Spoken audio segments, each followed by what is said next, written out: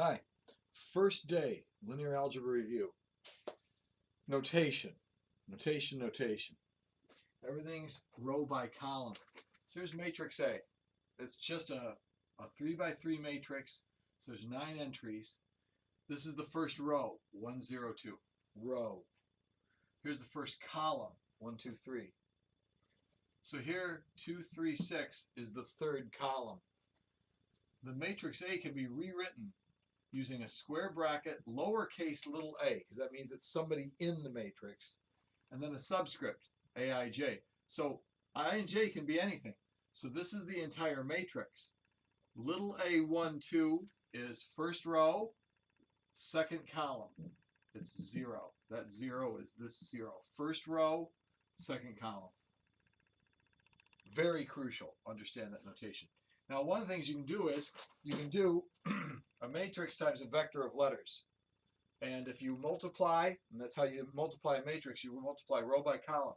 So it's row 1, 0, 2 times column. 1 times 2 is, 1 times x is x, 0 times y is 0, plus 2 times z. X plus 0y plus 2 times z. That's the first line of the matrix A times this vector x, y, z. Next one is going to be the 2 times the x, negative 1 times the y, 3 times the z. 2x minus y plus 3z. I made up these numbers out of thin air.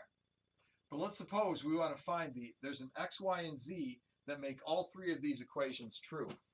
There's a thing called A inverse. We don't learn how to find A inverse until chapter 3, but we talk about it because there's matrix operations. To add two matrices, you just add the corresponding parts. So if I had another 3 by 3 matrix, I would add the first column, first row, first column, to the first row, first column.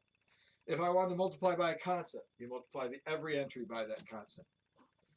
But if you want to multiply two matrices, you got to do row dotted with column. So like this guy. First row dotted with this column. X times 1 plus 0 times y plus 2 times z. You did that for matrix times matrix. So the big idea is, if I have this system, I have A times x, y, z equals 2, negative 2, 1. I could solve it by saying, okay, so x, y, z is equal to the matrix that undoes what A does. Just divide by A, but you can't divide by a matrix. You have to multiply by its inverse. So the inverse matrix times this column gives me a column of numbers. Now, A inverse, I have it. Your calculator can actually find it too. But we'll learn how to find it by hand in chapter 3. Now, A inverse times this vector is going to give me another vector. So I have to do negative 2 times 2 plus 2 times negative 2 plus 2 times 1. That's this line. And it comes out to be negative 20. I have to do negative 3 times 2 plus 0 times negative 2 plus 1 times 1. That's this line. It gives me a negative 5. And then I have to do 5 times 2 plus negative 1 times negative 2 plus negative 1 times 1. That gives me this line. It gives me 11. Now check out what negative 20, negative 5, and 11 actually mean. They mean x, y, z. They mean this x, y, z. So let's do negative 20 plus 2 times 11. Negative 20 plus 2 times 11 is 2. Those numbers solve. Let's try the next line.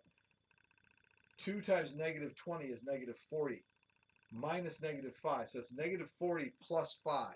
That's negative 35. Plus 3 times 11. Negative 35 plus 3 times 11. That's negative 35 plus 33. That's negative 2. It works. Then you can see you can do the third one yourself. You go put in the 3 numbers here for x, y, and z, and it turns out to be a 1. So we solved the system by using as if we had a number times a letter equals a number, and we divided by the number, the number A. You treat this matrix of numbers as if it's like a fancy constant. It's a very fancy constant. So what do you take away? You got to understand this notation. It gives you a very cool way to talk about matrices, okay? You got to understand row by column. That's how all the addresses are, and it's how we do multiplication. You multiply a row times a column, do that dot product, and then that entry goes into your answer. A matrix times a matrix is a matrix. Now there's dimensional hassles. There's a lot of other details, But here's a little summary of the stuff we did on day one. Enjoy.